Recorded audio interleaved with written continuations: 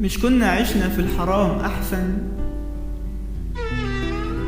مش بإيدك تكسريني، اسمعيني، مش بإيدك السعادة صدقيني، مش بإيدك تكسريني، اسمعيني، كل اللي فات امسحيه وهعتبريه رماد وورق، اعتبريه كراسة مثلا أو كشكول واتحرق.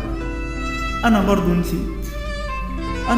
نسيت كل حاجة، نسيت كل حاجة وعشت بسذاجة، نسيت كلامك اللي كان يهز الجبال، نسيت إني شفتك أم العيال، نسيت لما كنت مريضة فكانت عينيا بتدمع، موتي بإيدي إحساسي، نسيت كل نظرة كانت فيها عينيكي بتلمع، لكن عمري ما نسيت المقاسي، عشان كنت أهلي، عشان كنت ناسي، عقلي رافض انسى المقاسي.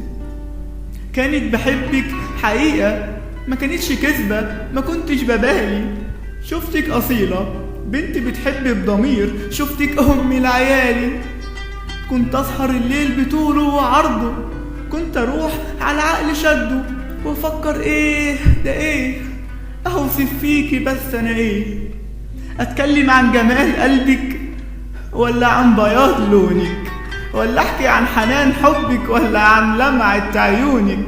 ما بقتش تنفع العيشة بيكي، وما بقتش تنفع بدونك، ما بقتش تنفع بدونك. لسه ما نسيتش المواقف، لسه ما نسيتش الكلام، لسه بتوجع يوماتي وانا صاحي وقبل ما انام، في عز سكوتي بتكلم، في عز تمسكي بتهان، هبيع احبابي واتعلم اكون راجل ما كنش جبان، هبيع احبابي واتعلم اكون راجل ما كنش جبان. بيقولوا عليا ده رومانسي، لكن احساس الحب جوايا نام مجروح صبح ميت، تجرحوني انا يا شوية قلوب فانية، مفيش احساس، مفيش تقدير كده في ثانية. وهو يعني يا قلبي ينفع تحب انسانة بدون احساس؟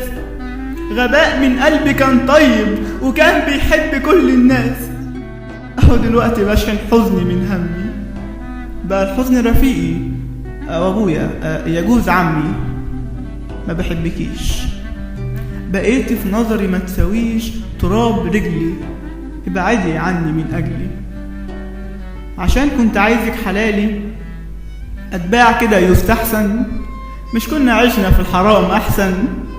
مشاعر قلبي كان جواها حنان عليكي يكب، ولو مسكت قلبي عصرتيه كان ينزل حب، هو ده المقابل؟